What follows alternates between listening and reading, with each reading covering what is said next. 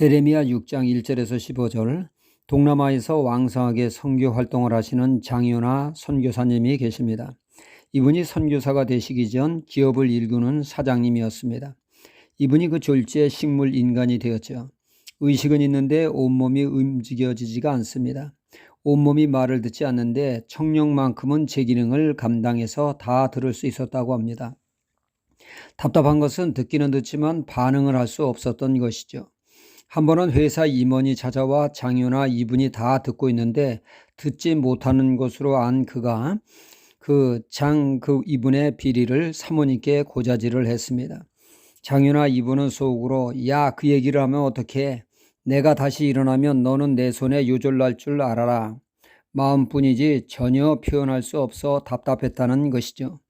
이분은 그런 경험을 했기에 말조심하라고 합니다. 환자가 다 듣고 있으니 말이죠. 사람이 마지막까지 남아있는 것은 청력이라고 합니다. 말은 못해도 몸이 말을 듣지 않아도 청력만큼은 정상적으로 작동된다고 합니다. 이는 하나님의 크신 배려이죠. 복음은 들으면서 시작되기에 그 복음을 들을 수 있도록 마지막까지 기회를 주시는 하나님의 배려요 사랑입니다. 들어야 할 소리를 듣는 것은 축복입니다. 하지만 들어야 할 소리를 듣지 못함이 불행이죠.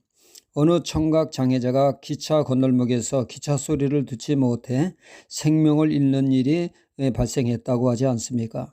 이렇듯 청력 상실로 인해 듣지 못하는 일이 있고, 또한 일반적인 사람들이 정상적인 청력 기능이 있음에도 불구하고 듣지 못하는 경우가 있는데, 이는 우리의 취사 선택에 의해서 일어나죠.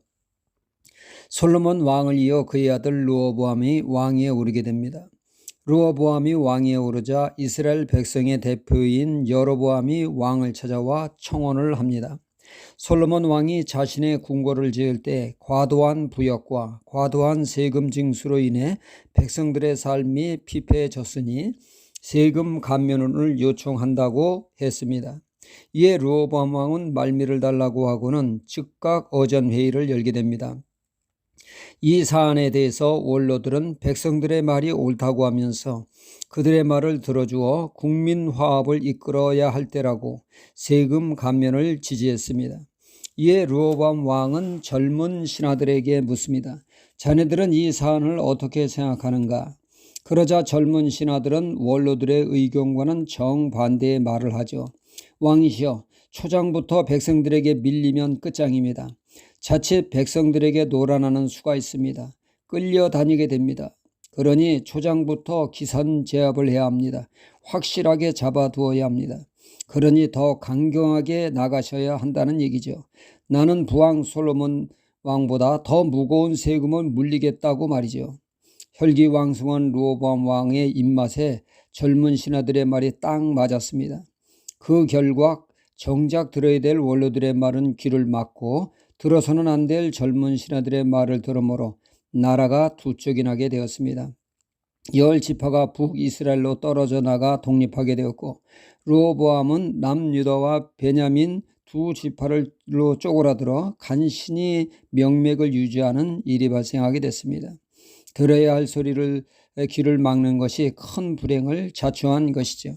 특히 복음의 길을 막는 것은 재앙 중에 재앙이요, 구원받는 기회를 스스로 거부하는 꼴이 됩니다.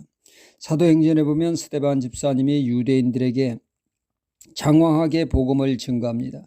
이에 유대인들은 그들 마음에 듣지 않는다고 하면서 복음의 길을 막고 돌을 들어 스데반을 치므로 그들은 하나님을 대적하는 큰 죄를 짓고 말았습니다. 복음의 길을 막고 하나님의 말씀의 길을 막는 행위는 자의하는 행위와 같습니다. 스스로 재앙을 부르며 불행을 부르는 어리석은 짓입니다. 그런데 이런 삶을 남유다가 저질러 있다고 말씀하고 있죠. 그들은 자신들이 원하는 소리에만 반응하고 듣기에 거북한 하나님의 말씀에 귀를 닫습니다. 10절에 내가 누구에게 말하며 누구에게 경책하며 듣게 할꼬.